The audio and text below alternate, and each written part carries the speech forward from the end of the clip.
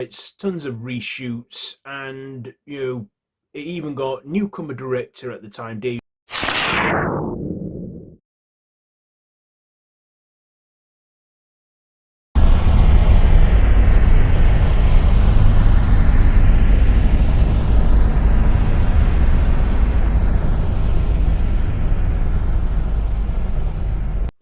Why, hello there, YouTube, and welcome to a brand new series of Freaky Future Month. Freaky Future Month 2.0. So yeah, every Monday and Friday I'll be dropping a Freaky Future review throughout July. So, let's begin. So I thought, let's start this new series off with a review on Alien Free. Yes, written by Vince Ward and directed by, at the time, a newcomer David Fincher, starring Sigourney Weaver, Charles S. Dutton, Charles Dance, Brian Glover, and yeah.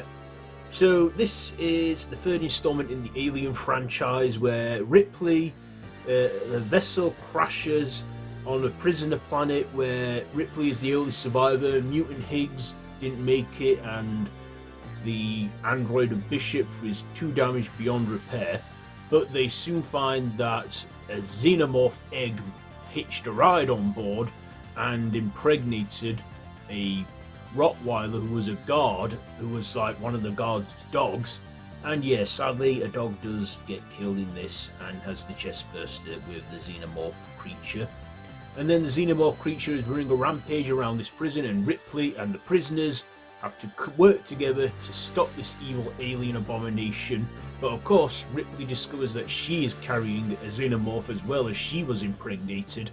And then the Weyland Corporation's still alive and still going. We find Bishop, played by Lance Henriksen, who is apparently real.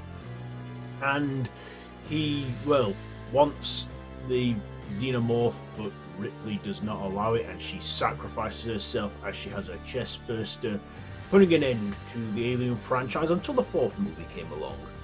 So what did I like about this one? Well, I liked that, people didn't lose faith in this project. I mean, this went through development hell. I mean, originally they were going to set it on Earth, where they finally got to Earth. Then they were going to... it went through tons of rewrites, tons of reshoots, and, it even got newcomer director at the time, David Fincher, directing, and he's got on to not have fond memories of this project, of this film he did, and doesn't like talking about it, as he, explains it was hell and didn't enjoy making it. But the fact that he's gone on to become one of the greatest well-known directors, he's obviously liked something about directing, because he's directed many other films like Seven and Fight Club and so many other movies. But we've all got to start somewhere, right? So yeah, but the final story, the final product of the movie, I guess, was alright enough. It was like a prison sci-fi slasher, and yeah, the Xenomorph this time was done by like stop motion effects partly. Looked a bit different, a bit dog-like, because after all it did spawn from a dog. Ripley goes all G.I. Jane, like skinhead bald, and fights these monsters. And yeah, we get a supporting cast of a lot of male actors, because it's a prison for men. And yeah, a few familiar faces. Even a pre-Doctor Who Paul McGann briefly appears in there too.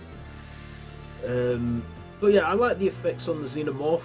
I like that we got some action in this, but also I felt that this was a bit of a rehash of the first movie. Only it was on a prison planet and not on a spacecraft.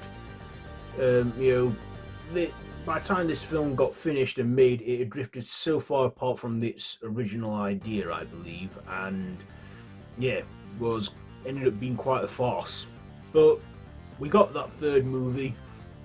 Also, the title, Alien Free, letting us know it's the third movie, the only one in the franchise to actually have the number title of Alien Free, because it is the third movie. But they could have, I don't know why they didn't come up with a better title, but like I say, this went through development hell along the way, so, But Alien this one, it is decent. Again, we're confined to one antagonistic monster alien. Of course, we all know the real antagonists are the Weyland Corporation and people that won't learn their lessons with its bloody biology wanting it as a weapon. Yeah, but Lance Henriksen's part in it is more reduced to a cameo, as he makes a brief cameo around the beginning as the android, but then reappears fully and, you know, towards the end. So he got the least screen time out of everyone. But yeah, this film, it is what it is. But is it one of the best Alien films? No. But I'd say it's not one of the worst. No, we'll get to the worst. But yeah, Alien 3. I'd say it's watchable, but just not as good as Alien or Aliens. And sort of started to dip in quality at this point, didn't it? But we got more. The franchise did find its roots again and pick up. So yeah. Anyways, I think I've said all I need to say about this one. What am I going to rate this one? I will probably give it. Yeah, I'll give it a 3 out of 5. Yeah. So there you go. There is my review for Alien 3. Have you seen it? Let me know what you think down below in the comments. And if you like this video, be sure to give it a big thumbs up and to share with your friends. And feel free to subscribe to the channel if you haven't already. I've been Random Ross, and this has been a Freaky Future review as part of Freaky Future Month 2.0. So until next time, don't have nightmares.